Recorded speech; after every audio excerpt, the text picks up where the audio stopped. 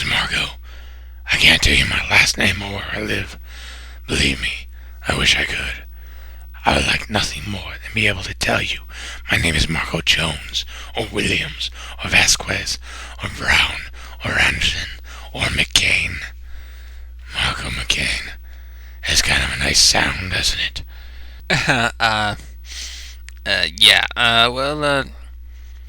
Yeah, the joke just pretty much writes itself. You don't need me.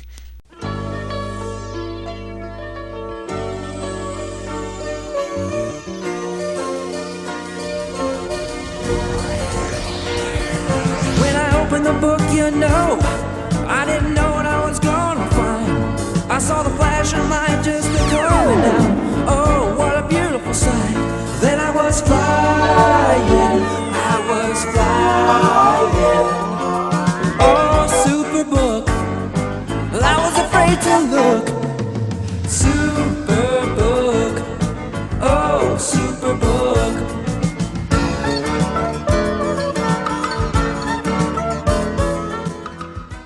Our book opens with yet another act of irresponsible use of morphing, but fortunately it's of the stopping a rapist ilk instead of the destroying a used car lot ilk.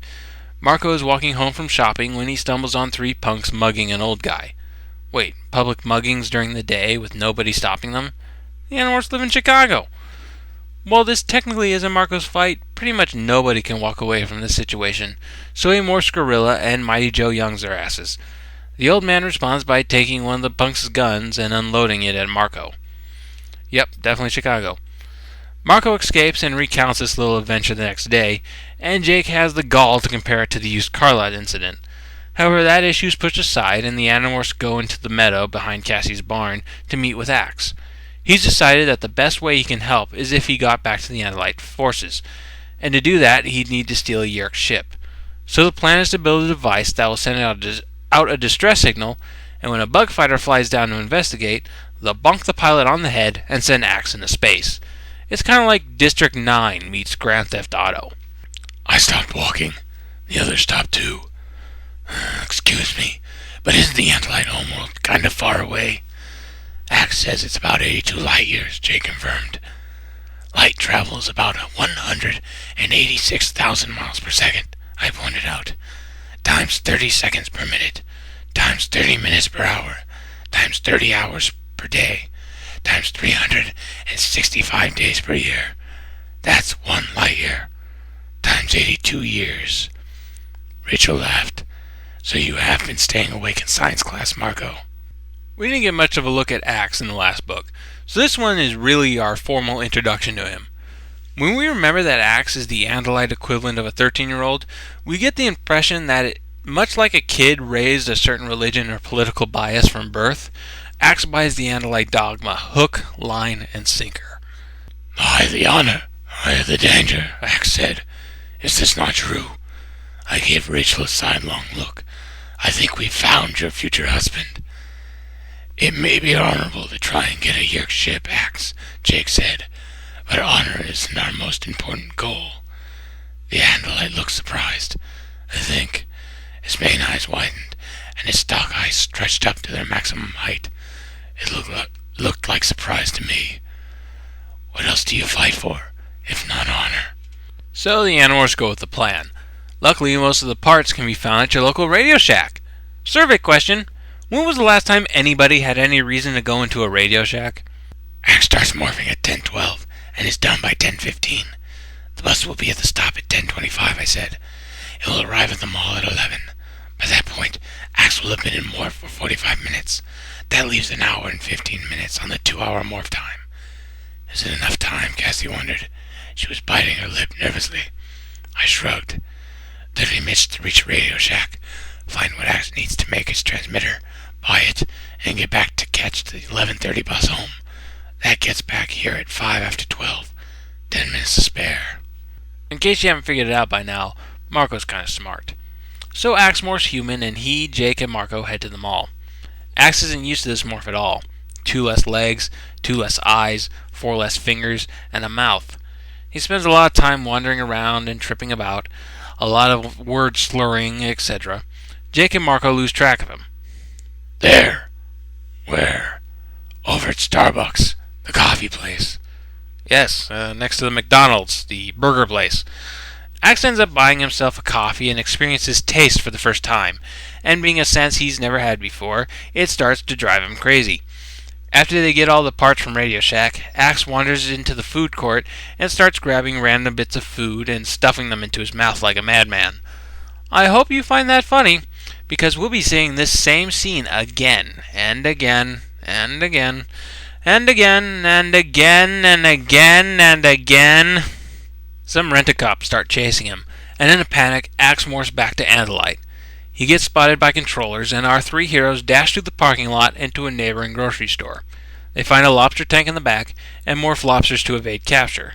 They cannot, however, evade upper-middle-class ladies who think eating live lobsters make them more sophisticated, and by chance all three of our heroes are purchased and forced to demorph before this broad boils them alive. They leave, and the woman realizes she found a magic grocery store where the food turns into people, and she immediately goes back and buys a pack of foot-long hot dogs and hopes for the best. Oh, okay, I made that last bit up. That night, Marco has a nightmare. His father wakes him. Marco, wake up! My eyes opened very suddenly. Darkness. Someone holding on to me. I was confused. Mom, I asked. Silence. And then, no. We now begin the main theme for the story. It's a few days shy of the 2-year anniversary of Marco's mother disappearing out in the ocean. When her boat was found crashed on the rocks, she was announced dead, and neither Marco nor his father have been the same since. Marco's father quit his job as a high-salary scientist and now works odd jobs through a temp agency, and Marco found himself in a more adult role, having to take care of his dad as much as his dad takes care of him. This is the reason behind Marco's hesitance in doing missions. He and his father have managed a balancing act that has allowed them to survive this tragedy, and if either of them were lost, it would all come tumbling down. Not to be cynical, but if Jake, Rachel, or Cassie died, it would be a great loss, but their families would have each other to comfort each other. Marco's father has no one. And why shouldn't Marco be worried about this? Thus far, he's nearly been burned alive in the Yerk pool, nearly drowned in a Yerk supply ship, and had his ass bit off by a shark, and was just nearly boiled. And for what? Nothing of any magnitude has been accomplished. The Yerks are as strong as ever, and the Animorphs are working to send their only ally off the planet. And yet, when Axe reveals that they still need one more component to complete the distress beacon, and the only place they know where to get it is in the holographic communicator in Chapman's basement, why does Marco agree to help? She'd taken the boat out of the marina. She sailed it out into a rough sea. No one knew why. She'd never done it before. We'd always gone out together, the three of us. That night, after the high winds had blown past, they found the boat driven onto the rocks. The hull was shattered. There was no sign of my mother, except for a frayed safety rope. They never found her body. The Coast Guard guys said that was not unusual. The ocean was a big place. So was space, a voice in my head said.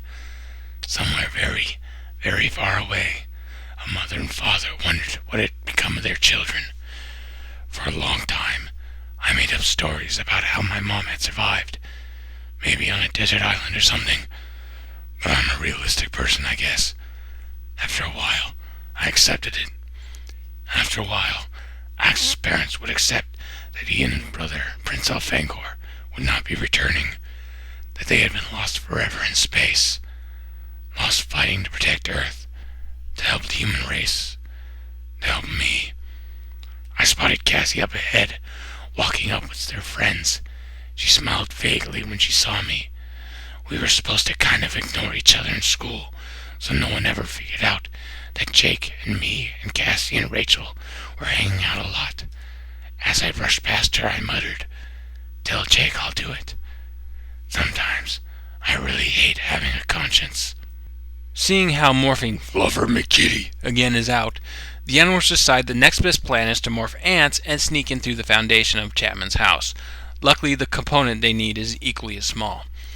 However, the Animorphs prove to be difficult to control, as ants have no real sense of self, instead seeing themselves as merely part of a collective, which gives me the great mental image of Captain Jean-Luc Picard trying to defeat the Borg with a magnifying glass. The Animorphs manage to gain control of the insects and sneak into Chapman's basement. They demorph and play around with the hologram machine for a while, and Marco stumbles onto a document announcing the arrival of Visor 1, a Yeerk ranked even higher than Visor 3. This gets a passing mention, and then Axe finds the component they need, and they morph ant again. However, while underground, the Animorphs run across another ant colony, which proceed to tear them to shreds. They just manage to demorph before they're all killed, bursting out of the ground like a fresh batch of zombies. This ordeal marks the closest call they've had yet, and they all go home, totally freaked out by the experience. This is the straw that breaks the camel's back. The next day, Marco goes up to Jake and announces that as soon as Axe is in outer space, he's quitting the Animorphs. Jake, being the level-headed guy he is, and the one person most privy to Marco's troubles, agrees that perhaps it's for the best.